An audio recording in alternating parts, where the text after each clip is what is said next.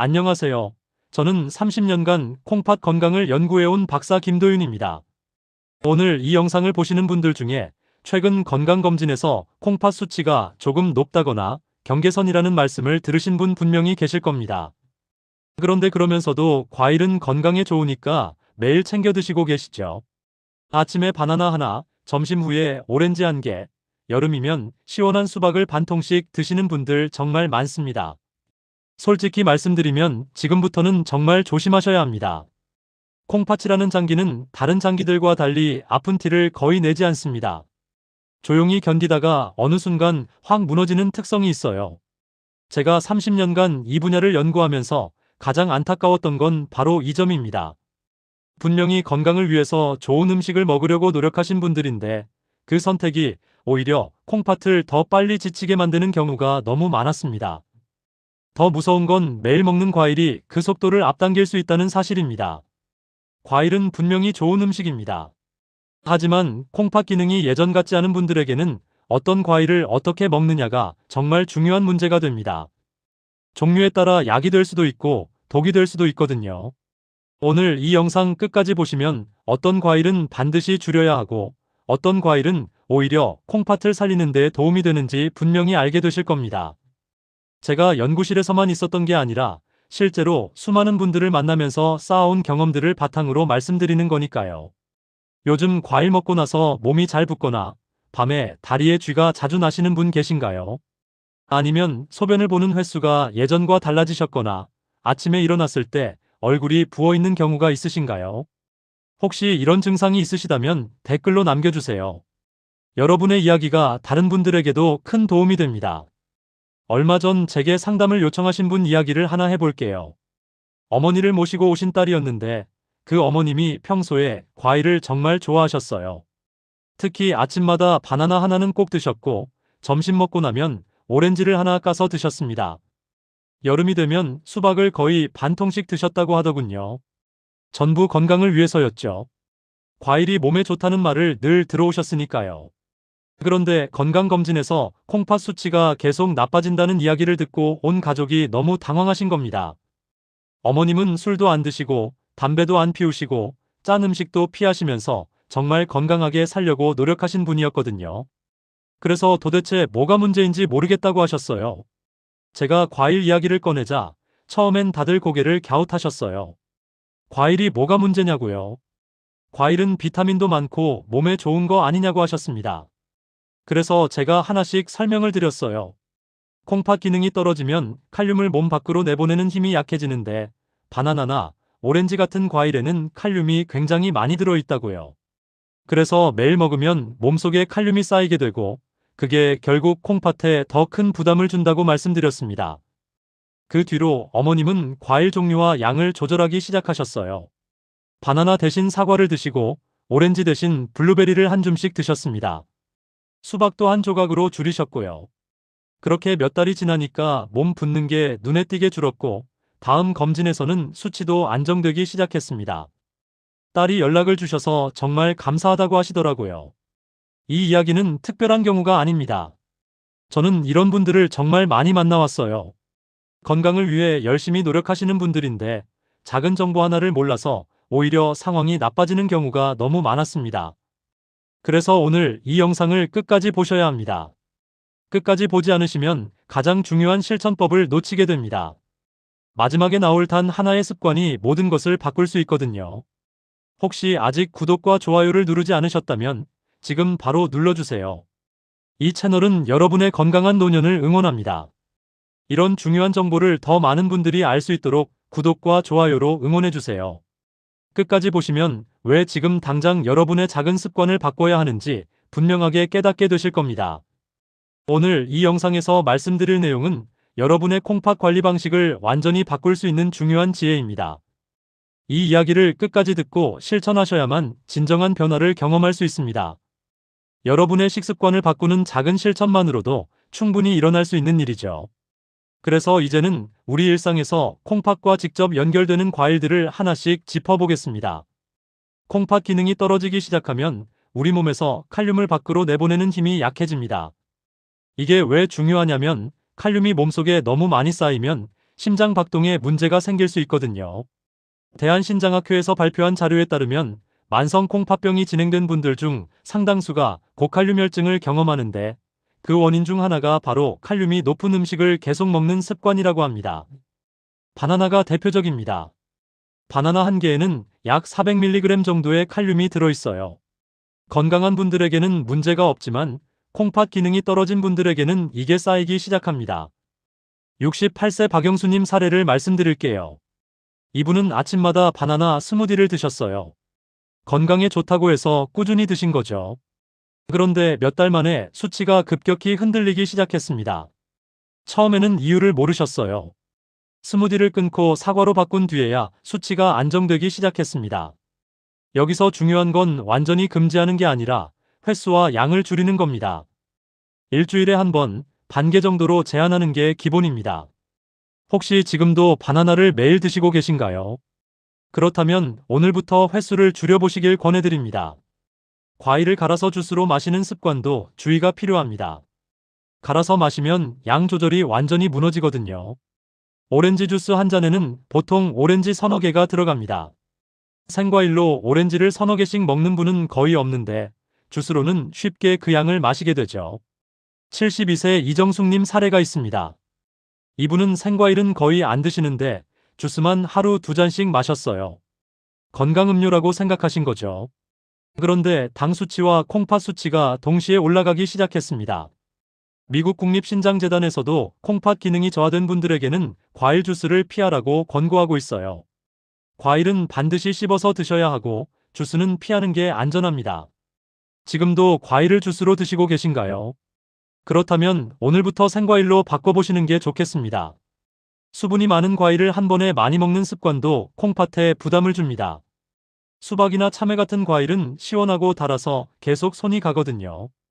특히 여름에는 수박 한 조각이 어느새 반통이 되는 경우가 많습니다. 문제는 수분이 많은 과일에도 칼륨이 들어있다는 점이에요. 그리고 콩팥 기능이 떨어진 분들은 수분 배출도 잘 안 되기 때문에 몸이 붓게 됩니다. 75세 최영호님 사례입니다. 이분은 여름마다 수박을 간식처럼 드셨어요. 시원하니까 자꾸 손이 가신다고 하셨죠. 그런데 어느 날부터 다리가 심하게 붓기 시작했습니다. 처음에는 더워서 그런가 싶으셨대요. 하지만 수박을 줄이고 나니까 붓기가 눈에 띄게 빠지셨습니다. 이런 경우 한 조각 이상은 위험할 수 있어요. 먹더라도 소량만, 매일은 피하시는 게 좋습니다. 여름에 수박 자주 드시나요? 그렇다면 양을 한 조각으로 정해두고 드셔보세요. 과일에 들어있는 당분도 무시할 수 없습니다. 많은 분들이 과일 당분은 천연이라 괜찮다고 생각하시는데 쌓이면 혈당을 흔들고 결국 콩팥에 부담을 줍니다. 특히 당뇨가 있으신 분들은 더 조심하셔야 해요. 당뇨와 콩팥 문제는 함께 오는 경우가 많거든요. 서울대학교 연구팀에서 발표한 자료에 따르면 당뇨 합병증으로 콩팥 기능이 저하되는 비율이 꽤 높다고 합니다. 키위나 포도를 하루에 여러 번 드시는 분들이 여기에 해당됩니다. 조금씩 먹으니까 괜찮다고 생각하시지만 하루 동안 쌓이는 양을 계산해보면 상당히 많아요. 하루 과일 섭취량은 손바닥 2개 정도면 충분합니다. 혹시 양을 따로 정해두고 드시나요? 그렇지 않다면 오늘부터 양을 정해두시는 게 좋겠습니다. 마지막으로 내 상태를 모르고 남들 따라 먹는 습관이 있습니다. 가족이나 지인이 이 과일이 좋다고 해서 그대로 따라하는 경우가 정말 많아요. 하지만 콩팥 상태는 사람마다 다릅니다. 같은 과일이라도 어떤 분에게는 괜찮고 어떤 분에게는 부담이 될 수 있거든요. 반드시 내 수치와 몸 반응을 기준으로 조절하셔야 합니다. 70세 김순자님 사례입니다. 이분은 친구분이 아보카도가 좋다고 해서 매일 반 개씩 드셨어요. 아보카도가 건강에 좋다는 건 맞습니다. 하지만 아보카도에도 칼륨이 굉장히 많이 들어있어요. 결국 수치가 올라가셔서 상담을 받으러 오셨습니다. 남들이 좋다고 하는 음식이 나에게도 좋은 건 아닙니다. 꼭 내 상태에 맞게 선택하셔야 해요. 지금까지 콩팥을 무너뜨릴 수 있는 과일 습관들을 살펴봤습니다. 그럼 이제는 반대로 콩팥을 도와주는 과일들에 대해 정리해 드릴게요. 어떤 과일을 어떻게 먹으면 좋은지 하나씩 말씀드리겠습니다. 콩팥에 부담을 주지 않으면서도 영양을 챙길 수 있는 과일들이 있습니다. 제가 연구하면서 그리고 실제로 분들을 만나면서 가장 자주 권해드리는 과일들을 정리해드릴게요. 사과가 대표적입니다. 사과는 칼륨 부담이 상대적으로 적고 식이섬유가 풍부해서 장에서 노폐물 배출을 도와줍니다. 이게 결국 콩팥 부담을 줄여주는 역할을 해요. 미국 국립신장재단에서도 콩팥 건강을 위한 과일로 사과를 추천하고 있습니다. 껍질째 하루 한 개면 충분합니다. 다만 요즘 사과가 크기가 큰 게 많잖아요. 너무 큰 사과는 반 개로 나눠서 드시는 게 좋습니다. 66세 한미영님 사례입니다. 이분은 바나나를 매일 드시다가 사과로 바꾸셨어요. 처음에는 바나나만큼 든든하지 않다고 느끼셨대요. 하지만 한 달쯤 지나니까 아침에 몸이 가벼워졌다고 하시더라고요. 붓기도 줄었고요. 요즘 사과는 얼마나 드시나요? 아직 안 드시고 계신다면 내일 아침부터 시작해 보시는 건 어떨까요? 블루베리도 정말 좋습니다. 블루베리는 항산화 성분이 풍부해서 콩팥 세포를 보호하는 데 도움을 줍니다. 특히 산화 스트레스로 인한 손상을 줄여주는 역할을 해요. 국제신장학회 학술지에 발표된 연구에 따르면 항산화 성분이 풍부한 음식이 콩팥 기능 유지에 도움이 된다고 합니다. 하루 한 줌이면 충분하고 신선한 것이 없으면 냉동도 괜찮습니다. 다만 설탕은 절대 넣지 마세요. 설탕을 넣으면 오히려 역효과가 납니다. 71세 정혜수님은 블루베리를 요거트에 넣어 드셨는데 무가당 요거트를 사용하시고 블루베리만 한 줌 넣으셨어요. 그렇게 드시니까 당 걱정 없이 맛있게 드실 수 있다고 하시더라고요. 혹시 블루베리를 드실 때 설탕이나 꿀을 넣고 계시진 않으신가요? 그렇다면 오늘부터는 그냥 드시거나 무가당 제품과 함께 드셔보세요. 크랜베리도 권해드립니다.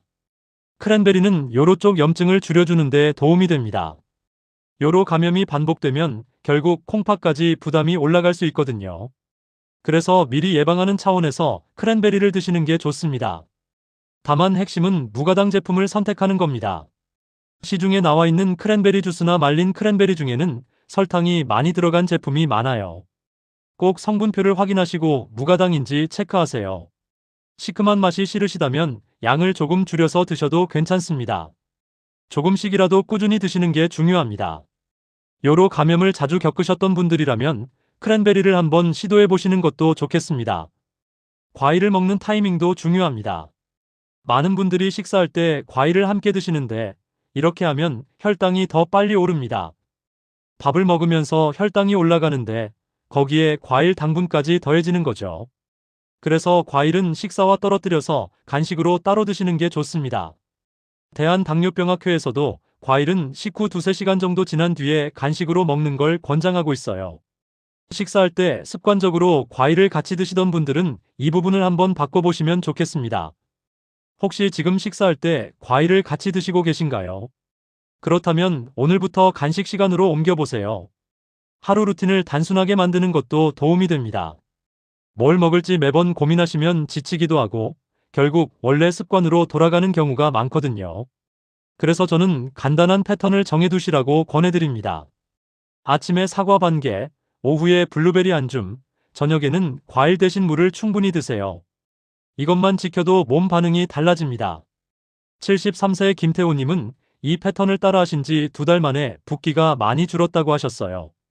특별히 어려운 건 없었고 그냥 정해진 대로만 드셨다고 합니다. 단순한 게 오래 갑니다. 복잡하게 생각하지 마시고 일단 이 패턴으로 시작해 보시는 건 어떨까요? 물 섭취량도 콩팥 건강과 밀접하게 연결되어 있습니다. 다만 콩팥 기능이 떨어진 분들은 물도 적정량만 드셔야 해요. 너무 많이 마시면 배출이 안 돼서 붓게 됩니다. 보통은 하루 6잔에서 8잔 정도가 적당하다고 하는데 이것도 개인 상태에 따라 다릅니다.